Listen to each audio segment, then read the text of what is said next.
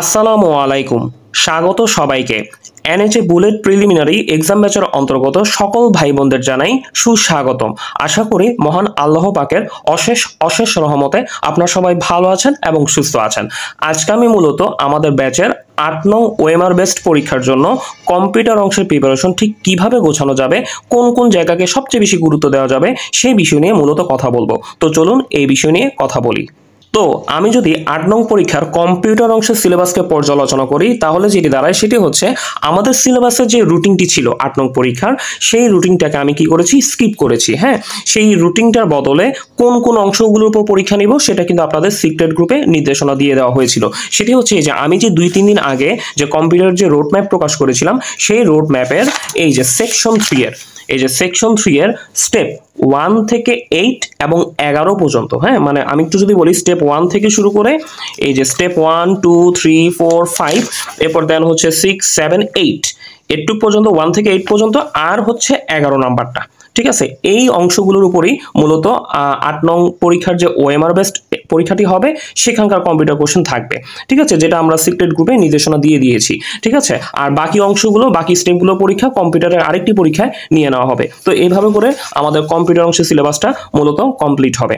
এখন প্রশ্ন হচ্ছে আমরা কম্পিউটারের প্রিপারেশনটা ঠিক কিভাবে গোছাবো সেটা নিয়ে আসলে মূলত একটু কথা বলবো। যদিও আমার এখানে সেকশনে কোন কোন জায়গা দেখতে হবে খুব ধরে ধরে ডিটেলস লেখা আছে, তবুও আমি একটু বই খুলে আপনাদের জায়গাগুলো একটু ভালো মতো পরিচয় করে দিব যাতে করে আপনাদের পড়তে আরো বেশি সুবিধা হয়। ঠিক আছে, সো আমরা এখন আস্তে আস্তে সবগুলো দেখানোর চেষ্টা করব। তো আমাদের সিলেবাসের প্রথম স্টেপের দিকে যদি তাকাই তাহলে যেটি হচ্ছে প্রথমত আপনাদের ইনপুট আউটপুট ডিভাইস সম্পর্কে ধারণা নিতে বলা হয়েছে। বেসিক্যালি ইনপুট আউটপুট ডিভাইস নিয়ে কিভাবে ধারণা নেবেন বা কোন কেন্দ্রিক কোশ্চেন আসে সেটা এখানে লেখাও ছিল, তবুও আমি একটু বই থেকে দেখিয়ে দিই। বেসিক্যালি আমাদের ইনপুট ডিভাইসের নাম, এরপর দেন হচ্ছে এই আউটপুট ডিভাইসের নাম এবং ইনপুট আউটপুট ডিভাইসের নাম পড়তে হবে। ঠিক আছে, জাস্ট হচ্ছে আমাদের কি করতে হবে, এই যে ইনপুট ডিভাইসের নাম, এরপর দেন হচ্ছে আউটপুট ডিভাইসের নাম এবং হচ্ছে ইনপুট আউটপুট ডিভাইসের নামগুলো জাস্ট পড়তে হবে। মানে কোনগুলো ইনপুট ডিভাইস, কোনগুলো আউটপুট ডিভাইস, কোনগুলো ইনপুট আউটপুট ডিভাইস সেগুলো জাস্ট পড়তে হবে।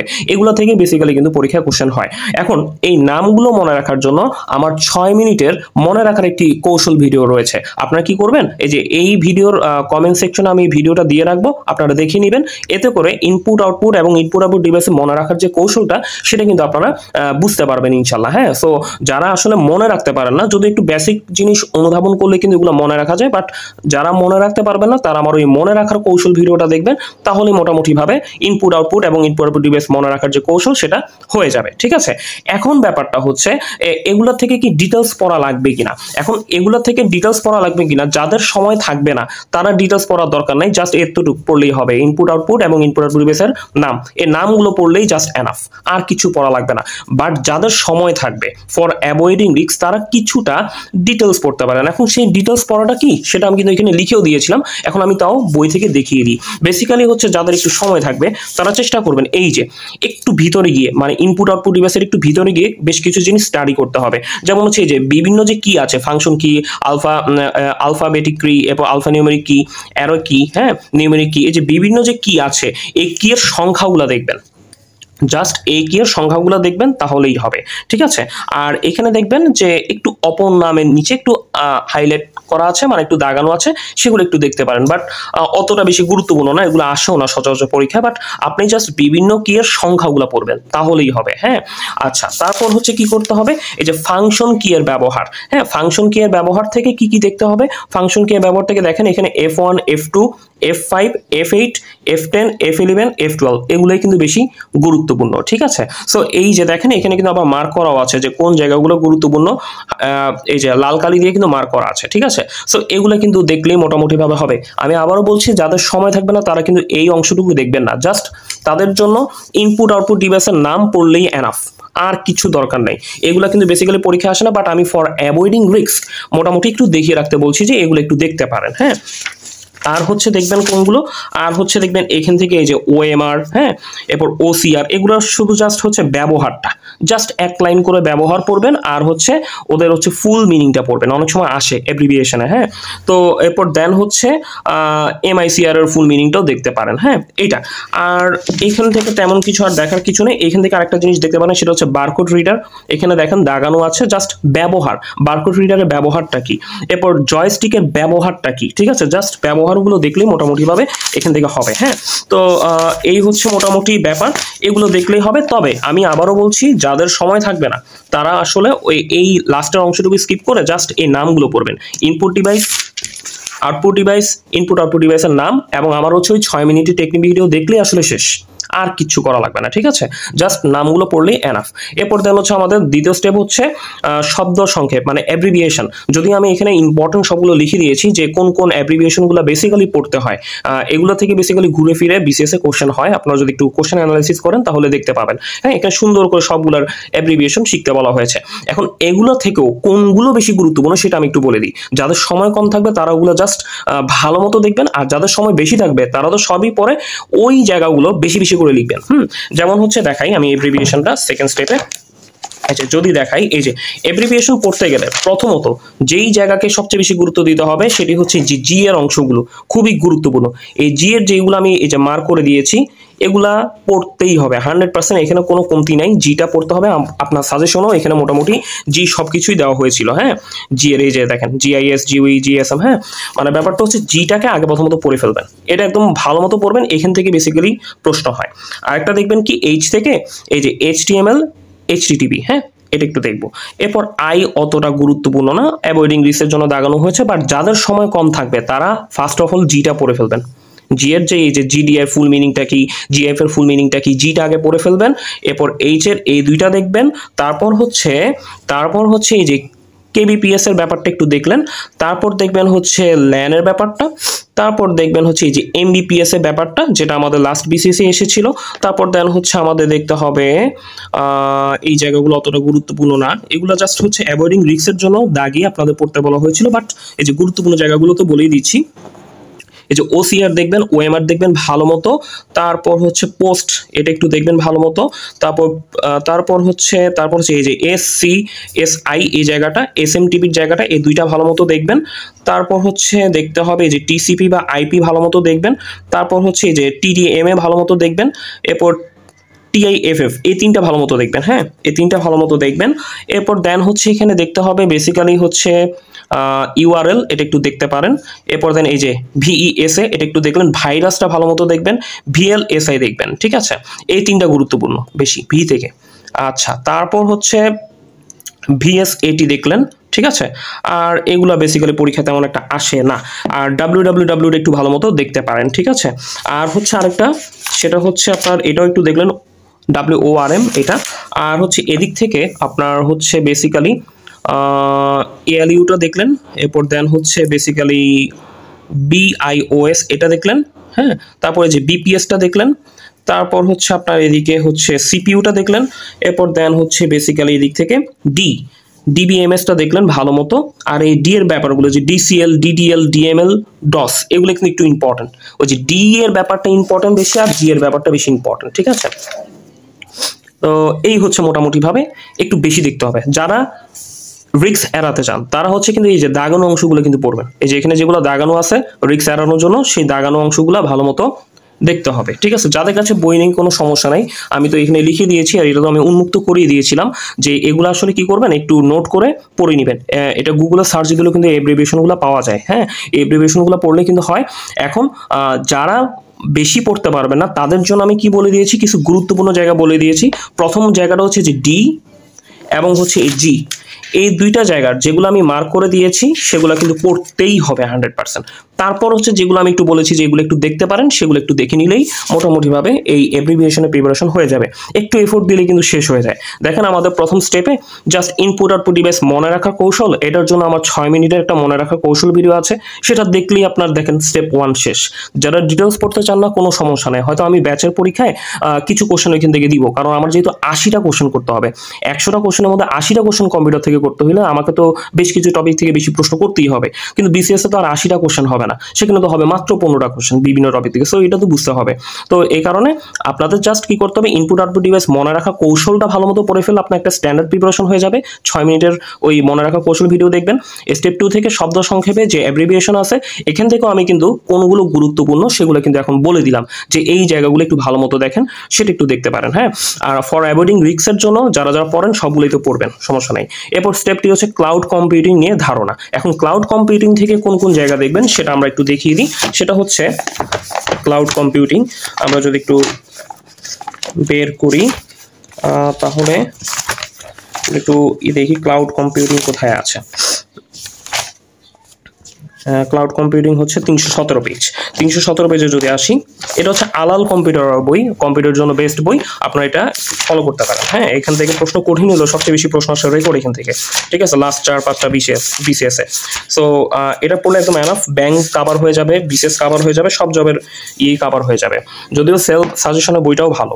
এখন দেখেন ক্লাউড কম্পিউটিং থেকে কি কি দেখতে হবে, যদিও আমি আপনাদের এখানে বলে দিয়েছি সুন্দর মতো, যারা এখানে সবকিছুই বলা হয়েছে যে ক্লাউড কম্পিউটিং এর বৈশিষ্ট্য, সার্ভিস মডেল, সুবিধা।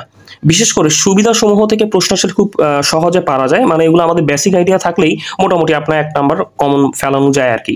তবে এই যে বৈশিষ্ট্য, সার্ভিস মডেল, সুবিধা, এই 3টা প্রশ্ন আসলে কোথায় আছে সেটা আমি একটু দেখিয়ে দিই আপনাদের।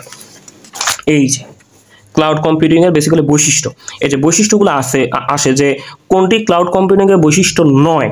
তো নয় করতে হলে তো এই 3টার নাম আগে জানতে হবে। এই যে resource scalability, on demand, pay as you go, হ্যাঁ, এগুলো এইভাবে করে আছে। সো আমরা কি করব, ক্লাউড কম্পিউটিং এর যে বৈশিষ্ট্য আছে 3টা, এই 3টা বৈশিষ্ট্যের নাম ভালো করে মনে রাখবো।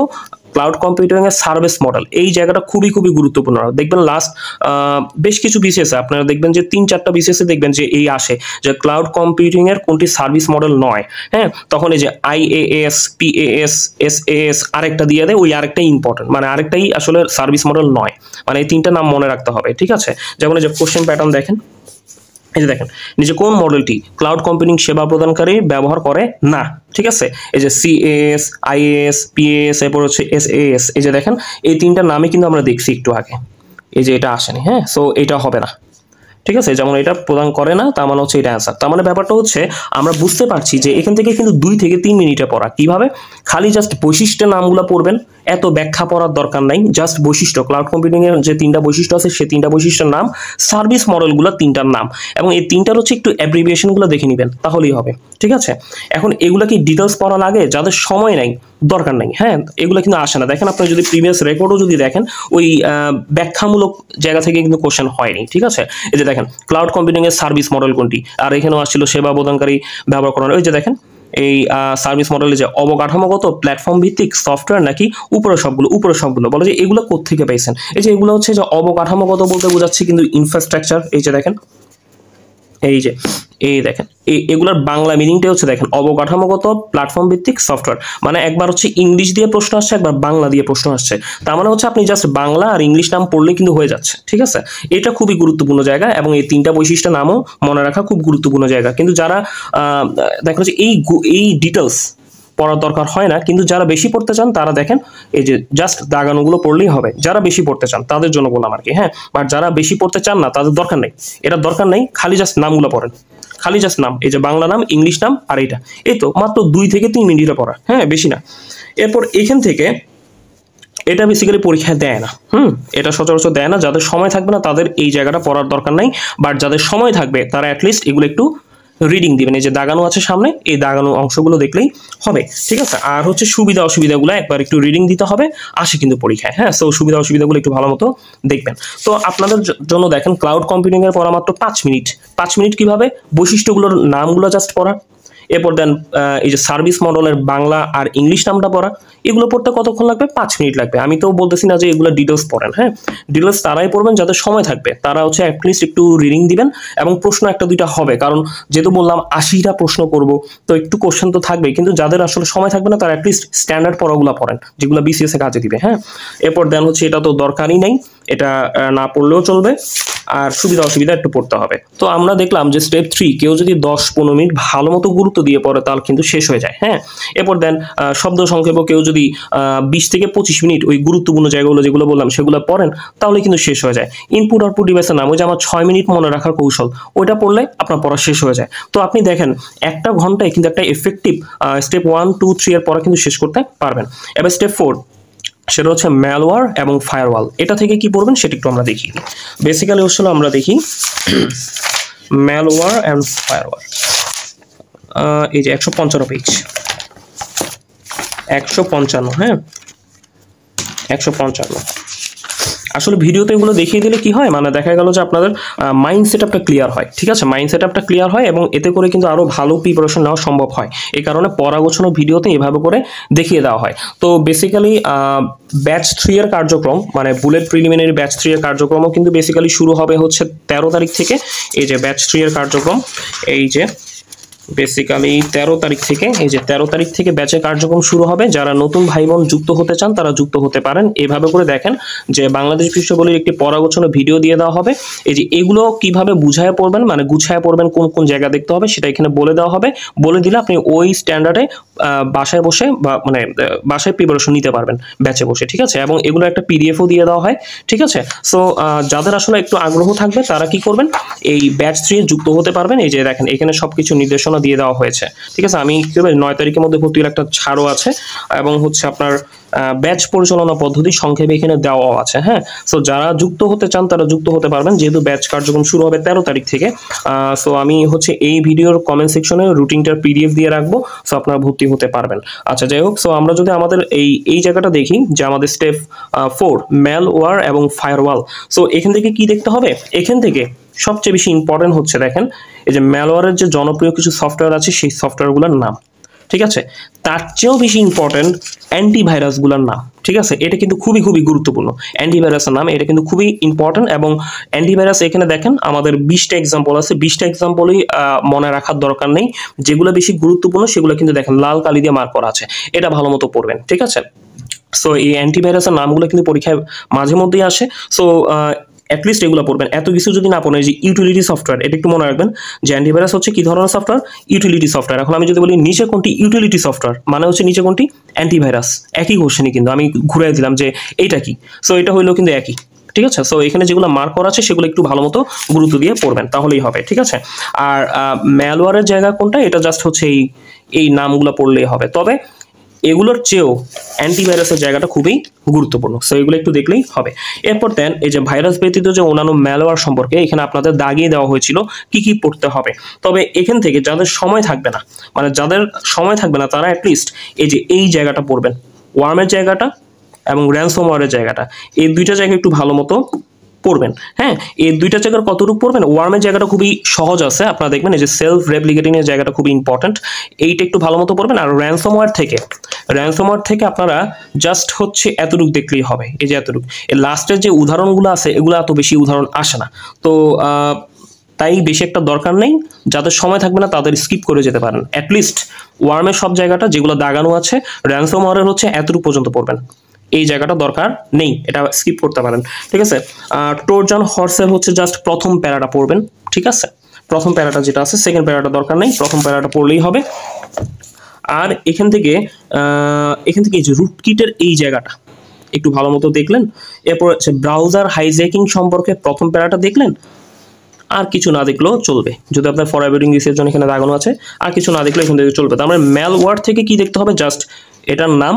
যাদের সময় থাকে না তারা যদি এটা নাও মনে রাখতে চান কোনো সমস্যা নেই, কিন্তু এটা যে কোনো মূল্যে হইলেও মনে রাখতে হবে অ্যান্টিভাইরাসের নাম, এটা খুবই গুরুত্বপূর্ণ একটা জায়গা। এবং এখান থেকে কোনগুলো দেখতে হবে সেটা আমি একটু আগে বলে দিয়েছি, সেগুলো একটু ভালো মতো দেখলেই হয়ে যাবে। ঠিক আছে, আচ্ছা, তো এটা ইম্পর্টেন্ট। এবং আরেকটা ছিল হচ্ছে ফায়ারওয়াল থেকে কি দেখতে হবে, ফায়ারওয়াল থেকে বেসিক্যালি এই নামগুলো কখনো ফায়ারওয়াল থেকে আসেনি। ফায়ারওয়াল থেকে আসলে থিওরিটিক্যাল কোশ্চেন হয়, এই থিওরিটিক্যাল কোশ্চেন পড়তে হলে ফায়ারওয়াল ব্যবহারের কারণ এবং এই জায়গাগুলো পড়লেই হয়, মানে এতটুকু পর্যন্ত পড়লেই এনাফ। নিচে এই উদাহরণগুলো না পড়লেও চলবে, নিচের এই উদাহরণগুলো না পড়লেও চলবে, অ্যাটলিস্ট এতটুকু পর্যন্ত পড়বেন। এই উদাহরণগুলো মনে রাখা একটু কঠিন, এগুলো আসেও না সচরাচর। আপনি দেখেন এই যে কোনগুলো ফায়ারওয়ালের উদাহরণ, এই ধরনের প্রশ্ন আসে না। ফায়ারওয়াল থেকে প্রশ্ন আসে ওই যে প্রাথমিক কাজ কি, হ্যাঁ, ফায়ারওয়ালের প্রাথমিক কাজ কি, মেইন কাজ কি, এগুলো পড়তে গেলে আপনার এই জাস্ট থিওরিটিক্যাল জিনিসগুলো পড়লেই মোটামুটিভাবে হবে, ঠিক আছে। আচ্ছা, সো তার মানে ফায়ারওয়াল থেকে থিওরি কেন্দ্রিক জিনিসগুলো ইম্পর্টেন্ট, আর ম্যালওয়্যার থেকে উদাহরণ কেন্দ্রিক জিনিসগুলো গুরুত্বপূর্ণ, ঠিক আছে। এই তো এটা হচ্ছে আমাদের স্টেপ 4 এর পড়া। স্টেপ 5 হচ্ছে বিভিন্ন ধরনের সাইবার অপরাধ নিয়ে ধারণা। এখানে আমরা এই যে চার্ট করে দিয়েছি, এটা কিন্তু একদম অ্যাকুরেট চার্ট, ঠিক আছে। বিভিন্ন দেখা গেল যে বিভিন্ন যে বইটই থাকে সেখানে কিন্তু একটু অসঙ্গতি থাকে এই বিভিন্ন, বাট আমি আমার মতো করে এই জিনিসগুলো সাজিয়েছি, একদম সুন্দর করে সাজিয়েছি, এবং প্রত্যেকটার একদম অ্যাকুরেট সালগুলো আমি নিয়ে আসার চেষ্টা করছি, ঠিক আছে। সো এটা খুবই গুরুত্বপূর্ণ একটা জায়গা। এটা দেখলে বুঝতে পারবেন যে সাইবার অপরাধ কিন্তু 45, 44, 43, মানে 43 থেকে 45 পর্যন্ত এসেছিল। সো 46 শুধু আসেনি। সো আমরা কি করব, এখান থেকে কি পড়বো সেটা একটু দেখাই। সাইবার অপরাধ, হ্যাঁ, সাইবার অপরাধের নামগুলো কিন্তু আমরা লিখে দিয়েছিলাম যদিও, তাও আমি একটু বলি। সাইবার অপরাধ, আচ্ছা, সাইবার অপরাধ হচ্ছে 254 পেজ, 254। আচ্ছা, এই যে সাইবার অপরাধ। সো এই সাইবার অপরাধ থেকে কি কি দেখতে হবে সেটা আমরা একটু বলি। যদিও কোন কোন সাইবার অপরাধ দেখবেন সেটা কিন্তু এখানে বলে দেওয়া হয়েছে, এই যে প্রত্যেকটা নাম বলে দিয়েছে।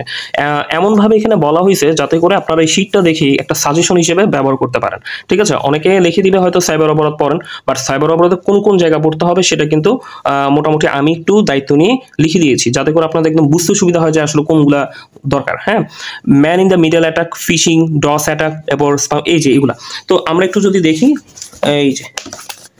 এই যে হচ্ছে আমাদের বিভিন্ন ধরনের সাইবার অপরাধের উদাহরণ। এখান থেকে কি কি বেশি দেখতে হবে সেগুলো একটু বলি।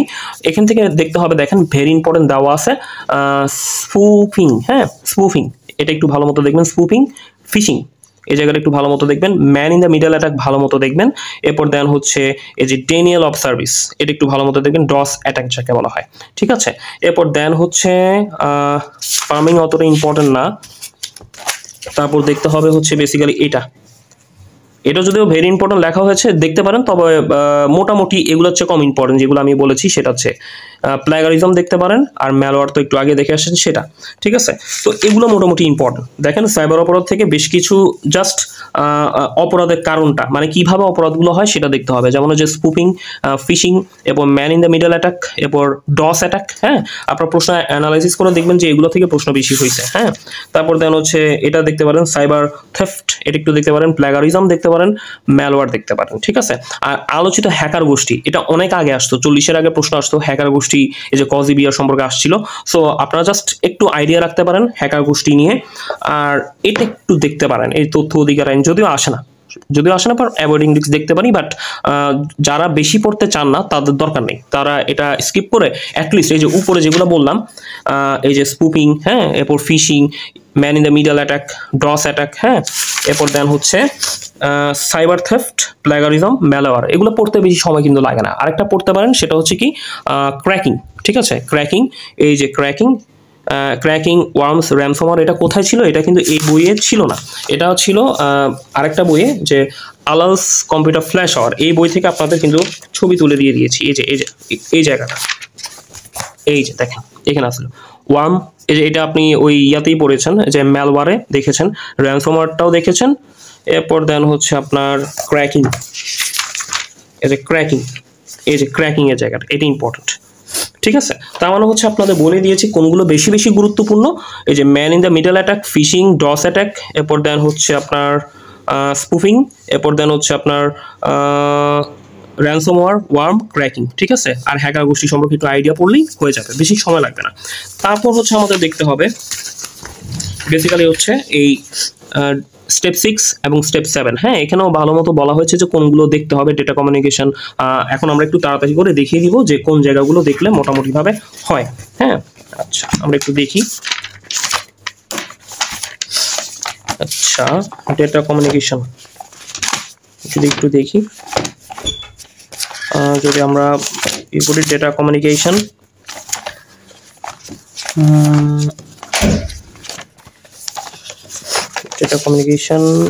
যদি একটু বের করার সময় নেই। ডেটা কমিউনিকেশন,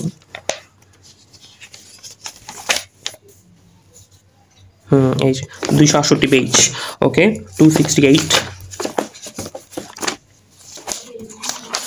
আচ্ছা, সো এখান থেকে কি দেখতে হবে? বেসিক্যালি ব্যান্ডউইথের জায়গাটা একটু দেখতে পারেন। ব্যান্ডউইথের একক, এবং ডেটা ট্রান্সমিশনের একক, এটা একটু দেখতে হবে। হ্যাঁ, ব্যান্ডউইথ থেকে এগুলো বেসিক্যালি পরীক্ষায় আসে না সচরাচর, বাট আমরা হচ্ছে কি করব, এরপর হচ্ছে এখান থেকে এই যে সিনক্রোনাস, এই যে দেখেন সিনক্রোনাস এবং অ্যাসিনক্রোনাস, আইসোক্রোনাস এবং এই বিট সিনক্রোনাইজেশন, মানে যে টপিকটা আছে বিট সিনক্রোনাইজেশনের, বেসিক্যালি হচ্ছে এই যে অ্যাসিনক্রোনাস, সিনক্রোনাস এবং হচ্ছে আপনার আইসোক্রোনাস, এই তিনটা টপিকের মেইন জায়গাগুলো দেখবো। এখন মেইন জায়গাগুলো কোনটা, সেটা হচ্ছে এখানে দেওয়াই আছে, এই যে এগুলা, এই যে ক্যারেক্টার বাই ক্যারেক্টার, একজন দেখবেন যে ক্যারেক্টার বাই ক্যারেক্টার করে থাকে, একজন হচ্ছে ব্লক আকারে করে থাকে। এই তো গুরুত্বপূর্ণ জায়গাগুলো হচ্ছে মূলত এইটা আসে, যে কে ক্যারেক্টার বাই ক্যারেক্টার করে ট্রান্সমিট করে। হ্যাঁ, তখন হচ্ছে আপনি বলবেন অ্যাসিনক্রোনাস। ঠিক আছে, এই জায়গাটা গুরুত্বপূর্ণ।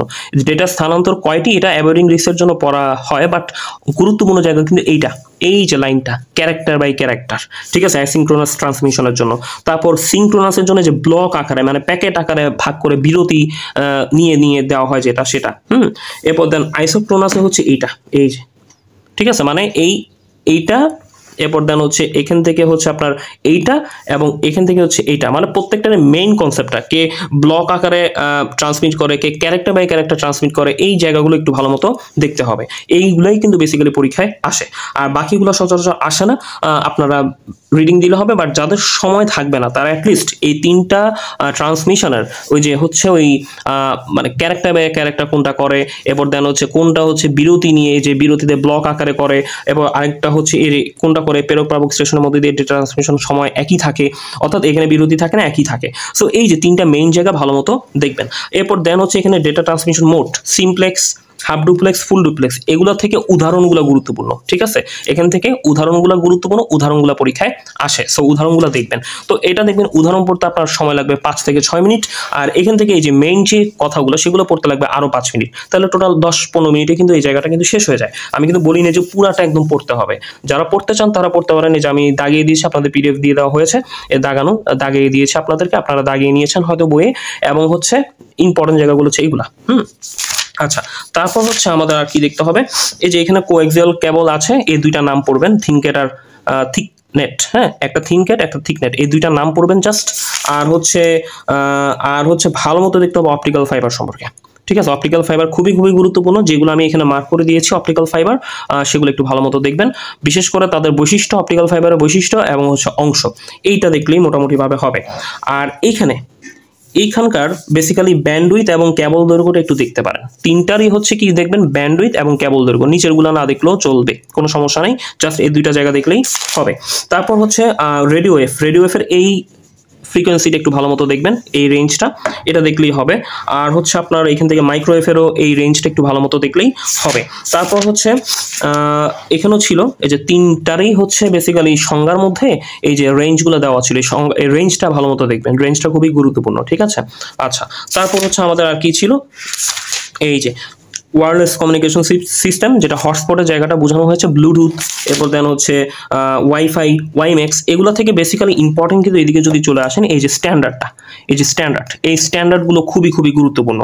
ফ্রিকোয়েন্সির জায়গাটাও দেখবেন এবং দূরত্বের জায়গাটাও দেখবেন। ঠিক আছে, বেসিক্যালি ব্যান্ডউইথের জায়গাটা আসে না সচরাচর, এখান থেকে মূলত IEEE স্ট্যান্ডার্ডটাই বেশি ইম্পর্টেন্ট। ঠিক আছে, আচ্ছা, তবে আমরা ফর অ্যাভয়েডিং রিস্কের জন্য ফ্রিকোয়েন্সির জায়গাটাও একটু দেখবো, এবং রেঞ্জ বা দূরত্বের জায়গাটাও দেখবো। ঠিক আছে, এবং এগুলোর মধ্যে কোন নেটওয়ার্ক অনুসরণ হয় সেটা দেখতে পারেন, বাট অতটা গুরুত্বপূর্ণ না।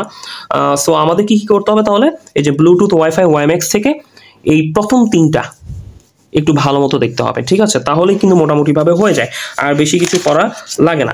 আর একটা জায়গা হচ্ছে ব্যবহারটা দেখতে পারেন, যে ব্যবহৃত ডিভাইস কোথায় ব্লুটুথ ব্যবহৃত হয়, কোথায় ওয়াইফাই, কোথায় ম্যাক্স, ব্যবহারটা দেখতে পারেন। তার মানে 4টা তথ্য, সে 4টা তথ্য কি, এই তিনটা IEEE স্ট্যান্ডার্ড, ফ্রিকোয়েন্সি, রেঞ্জ বা দূরত্ব, এই তিনটা তথ্য পড়বেন, সাথে হচ্ছে তিনটার ব্যবহার, মানে কোথায় কোন ডিভাইস আমরা ব্যবহার করি। এই 4টা তথ্য কারো যদি মাথায় থাকে, সে আসলে যে কোনো অ্যান্সারই এই অংশ থেকে পড়তে পারবে। আর এখান থেকে জিপিএস এর ব্যাপারটাই, যে অ্যাব্রিভিয়েশনটা একটু ভালো মতো দেখবেন, এবং হচ্ছে এটা মেইন ব্যবহারটা কি, এক লাইনে জাস্ট পড়বেন, এই যে এখানে দেওয়াই আছে প্রথমে। হ্যাঁ, এটা পড়লে হবে, এগুলো দেখা লাগবে না, জাস্ট হচ্ছে এটা একটু দেখলেই হবে। আচ্ছা, তারপর হচ্ছে আমাদের আর কি আছে, এই যে কম্পিউটার নেটওয়ার্কিং ডিভাইস, সেটা হচ্ছে আমাদের স্টেপ 7-এ ছিল। স্টেপ 7-এ, স্টেপ 6 নিয়ে কথা বলেছি। স্টেপ 7-এ হচ্ছে আমাদের কি দেখতে হবে, কেউ যদি এত ডিটেলস এভাবে না পড়তে চান, এই যে ছকটা যে দেওয়া আছে এই ছকটা পড়ে ফেলবেন। ছকটার মধ্যে কিন্তু খুব সুন্দর করে দেওয়া আছে এবং এটাই ইম্পর্টেন্ট যে আসে যে একাধিক ডিভাইসকে কানেক্ট করে কে, একাধিক ডিভাইসকে কানেক্ট করে পোর্টে সংযুক্ত সব ডিভাইসে কে করে, টার্গেট ডিভাইসে কে তথ্য প্রেরণ করে, এই টপিকটা থেকে প্রশ্ন হতে পারে। যেমন রিপিটার থেকে প্রশ্ন হয়, গেটওয়ে থেকে প্রশ্ন হয়, আসতে পারে যে ভিন্ন প্রোটোকল বিশিষ্ট একাধিক নেটওয়ার্কে কানেক্ট করে কে, তখন বলতে হবে গেটওয়ে। তো এই ছকটা পড়বেন, এই ছকটাই পড়লে হবে, এগুলো এতটা ডিটেলস না দেখলেও চলবে। তবে মডেমের জায়গাটা একটু দেখতে পারেন, এই যে মডুলেটর ডিমডুলেটর এই জায়গাটা দেখতে পারেন। হ্যাঁ, এই জায়গাটা একটু আসতো আগে, 40-এর আগেও আসতো। সো আমরা কি করতাম, এই জায়গাটা একটু ভালো মতো পড়বো এবং হচ্ছে এত যদি ডিটেলস না পড়তে পারি, খালি জাস্ট যায় এই ছকটা পড়বো, এই ছকটা পড়লেই মোটামুটি ভাবে হবে, তাহলেই আনা, ঠিক আছে। এবং টপোলজি থেকে তাদের হচ্ছে বৈশিষ্ট্য, প্রত্যেকটা টপোলজির এই যে বৈশিষ্ট্যটা পড়লেই এনাফ। মানে মেইন বৈশিষ্ট্যটা কি, যে স্টার টপোলজির বৈশিষ্ট্য, রিং টপোলজির বৈশিষ্ট্য এবং দেন হচ্ছে বাস টপোলজির বৈশিষ্ট্য, খালি একটা করে মেইন বৈশিষ্ট্য পড়বেন, এনাফ। 6টা টপোলজি আছে এখানে, 6টা টপোলজি থেকে 6টা মানে একটা করে বৈশিষ্ট্য পড়বেন, শেষ। আর কোনো পড়ার দরকার নেই, কারণ আসলে ওই বৈশিষ্ট্য নির্ভর কোশ্চেনই মূলত হবে। আর আমাদের আরেকটা টপিক বাকি আছে, সেটা হচ্ছে step 11 computer memory. So computer memory থেকে কি দেখবেন সেটা আমরা একটু দেখি। আচ্ছা, কম্পিউটার মেমোরি, আচ্ছা 71 পেজ, ঠিক আছে। একটা এফেক্টিভ প্রিপারেশন, যারা কিন্তু এই যে 8 নম্বর পরীক্ষাটা দিবেন, একটা সুন্দর এফেক্টিভ প্রিপারেশন হয়ে যাবে। যারা একদম এই ইনস্ট্রাকশন মোতাবেক ভালো মতো পড়বেন, তাদের কিন্তু পড়াটা অনেকটাই গুছিয়ে যাবে। এবং আরেকটা তো পরীক্ষা আছে, তা এই 2টা পরীক্ষার মাধ্যমে কিন্তু কম্পিউটার পুরাটা একদম হাতের নাগালে চলে আসবে, তখন আপনারা কিন্তু ইজিলি ভালো মার্কস ক্যারি করতে পারবেন। আর কম্পিউটার মেমোরি থেকে কি দেখতে হবে, এখান থেকে বেসিক্যালি আমাদের হচ্ছে ডিস্ক স্টোরেজের জায়গাটা একটু দেখতে পারেন। হ্যাঁ, এটা একটু দেখবেন। তারপর হচ্ছে আমাদের এই জায়গাটা খুবই গুরুত্বপূর্ণ। আগে আসতো যেমন 1 কিলোবাইট কত বাইট, 1 মেগাবাইট, 1 গিগাবাইট, টেরাবাইট, এই জায়গাটা একটু দেখবেন আসতে পারে। এই যে 1 নিবেল কত, 1 বাইট কত, এই জায়গাটা কিন্তু গুরুত্বপূর্ণ, ঠিক আছে। মেমোরির জন্য এই জায়গাটা গুরুত্বপূর্ণ, এই জায়গাটা খুব ভালো মতো দেখবেন। যাদের সময় নেই তারা অ্যাটলিস্ট এই জায়গাটা ভালো মতো পড়েন আর এই লাইনটা পড়েন। এই তো এই যে ডিস্ক স্টোরেজের জায়গাটা, এই তো তাহলে হয়ে যাচ্ছে। এরপর নেক্সট হচ্ছে আপনারা যাবেন সে এই জায়গাটা একটু দেখতে পারেন, এই যে 1 ক্যারেক্টার কত বিট, এই 4টা তথ্য দেখতে পারেন। হ্যাঁ, তারপর হচ্ছে আমরা দেখব এই যে ক্যাশ মেমোরিকে কি বলা হয়, সিপিইউ মেমোরি বলা হয়। এই জায়গাটা ইম্পর্টেন্ট। এবং হচ্ছে বেসিক্যালি এই মেমোরির আকার বা ধরন, এই ক্যাশ মেমোরির আকার বা ধরনটা কেমন সেটা একটু দেখতে পারলেন। তারপর হচ্ছে আমরা দেখব বেসিক্যালি হচ্ছে এই প্রাইমারি আর সেকেন্ডারি মেমোরি, এটার চেয়েও বেশি ইম্পর্টেন্ট হচ্ছে বেসিক্যালি এই যে এই র্যাম রম। প্রাইমারি মেমোরি যে স্টোরেজ মিডিয়া আছে, র্যাম রম থেকে প্রশ্ন কিন্তু হয়। হ্যাঁ, কোনটা ভোলাটাইল কোনটা নন ভোলাটাইল, যে বৈশিষ্ট্যটা বেসিক্যালি হচ্ছে আমাদের এই জায়গাটা ভালো মতো দেখতে হবে। র্যাম রম সম্পর্কে তথ্য কিন্তু আসে পরীক্ষায়। সো আমরা কি করবো, এই ছকটা জাস্ট পড়বো প্রথমত, তাহলেই হবে। আর যাদের সময় থাকবে তারা এই ছকটাও পড়তে পারেন, তবে অতটা নেসেসারি না, বাট দেখলে ভালো। প্রাইমারি মেমোরির বৈশিষ্ট্য কি অনেক সময় আসতে পারে, সেকেন্ডারি মেমোরির বৈশিষ্ট্য নয়, তখন তো সেকেন্ডারি মেমোরির বৈশিষ্ট্যগুলো জানা লাগবে। বৈশিষ্ট্য জানলে অ্যাটলিস্ট যেগুলো দাগানো আছে সেগুলো পড়লে হবে, বাট যাদের সময় থাকবে না তারা এটা স্কিপ করে এটা পড়বেন। আগে প্রথমত র্যাম রোমেরটাই ভালো মতো পড়বেন, ঠিক আছে। আচ্ছা, তারপর হচ্ছে এখানে অ্যাপ্রমের জায়গাটা একটু দেখতে পারেন, যেগুলো দাগানো আছে। এরপর নেক্সট হচ্ছে আপনি দেখবেন, তারপর এই জায়গাগুলো অতটা গুরুত্বপূর্ণ না, যদি আপনাদের দাগিয়ে দেওয়া হয়েছে যে এগুলো দেখবেন, বাট ফর অ্যাভয়েডিং রিস্কের জন্য। আর এই জায়গাটা গুরুত্বপূর্ণ, এই যে পরীক্ষা কিন্তু প্রায় আসে, দেখবেন যে এসএস টাইম কার সবচেয়ে কম। এটা অনেকবার, যে রেজিস্টারের জায়গাটা যে অনেকবার আসছে সেটা আপনারা নিজেরাও জানেন। লাস্ট 4-5টা বিসিএস এর কোশ্চেন দেখেন, তাহলে কিন্তু বুঝতে পারবেন যে এই কোশ্চেনটা আসছিল যে সবচেয়ে কম এসএস টাইম লাগে কার। হ্যাঁ, সো এই জায়গাটা খুবই গুরুত্বপূর্ণ, এটা পড়তেই হবে, ভেরি ভেরি ইম্পর্টেন্ট জায়গা, ঠিক আছে। আচ্ছা, এরপর আরেকটা মনে টাইপ ছিল, সেটা হচ্ছে operating system. Operating system step 8 শুধু বাকি আছে, আর সবগুলো আমার আলোচনা হয়েছে। এখান থেকে কি দেখবেন, এখান থেকে বেসিক্যালি এখান থেকে ভালো মতো দেখবেন উদাহরণগুলো। এই যে অপারেটিং সিস্টেমের যে উদাহরণ আছে সেগুলো, এই যে কোনটা বর্ণভিত্তিক অপারেটিং সিস্টেম, কোনটা গ্রাফিক্স ভিত্তিক অপারেটিং সিস্টেম, কোনটা সিঙ্গেল প্রসেসিং, কোনটা মাল্টি প্রসেসিং, হ্যাঁ, কোনটা ওপেন সোর্স, কোনটা ক্লোজ সোর্স, এগুলো কিন্তু পরীক্ষায় আসছিল। আপনারা জানেন যে ওপেন সোর্স, ক্লোজ সোর্স, হ্যাঁ, এগুলো দিয়ে কিন্তু একটু বিভ্রান্তি করার চেষ্টা করে আমাদের জাস্ট কি করতে হবে, এখান থেকে উদাহরণগুলো পড়তে হবে। এখান থেকে জাস্ট কি করতে হবে, উদাহরণগুলো পড়তে হবে। উদাহরণগুলো একটু দেখবেন যে মনে রাখাটা একটু কষ্ট, এটাই জাস্ট একটু লিখে লিখে পড়তে হবে, না দেখে লিখে লিখে পড়বেন। এই যে এখানে যেমন এই যে সিঙ্গেল ইউজার অপারেটিং সিস্টেমের উদাহরণ, মাল্টি ইউজার অপারেটিং সিস্টেমের উদাহরণ, এগুলো একটু ভালো মতো দেখলেই হবে। হ্যাঁ, এরপর এখানে রাউন্ড রবিন এবং ব্লক চেইন সম্পর্কে একটু আইডিয়া নিতে হবে। এই দুইটা থেকে যে লাইনগুলো দাগানো আছে সেগুলো দেখলেই হবে, তাহলেই মোটামুটি আপনার প্রিপারেশন শেষ হবে। এই মোটামুটি হচ্ছে আপনাদের 8 নং পরীক্ষা কম্পিউটার অংশের একটা আলোচনা। আশা করি যেগুলো পড়তে বলা হয়েছে ভালো মতো সেগুলো একটু ভালো মতো পড়েন, তাহলেই হবে। ঠিক আছে, অ্যাটলিস্ট এগুলাকে একটু বারবার করে লিখে লিখে পড়ার চেষ্টা করেন, তাহলেই দেখবেন যে সুন্দর মতো গুছিয়ে যাবে। ঠিক আছে, সো এই হচ্ছে মোটামুটিভাবে আমার কথা। সো আশা করি খুব ভালো মতো পড়া গোছাতে পারবেন। তো সৃষ্টিকর্তা সকলে মনে আশা পূরণ করুক এই কামনা করি, এবং আমার জন্য সবাই দোয়া রাখবেন। আসসালামু আলাইকুম।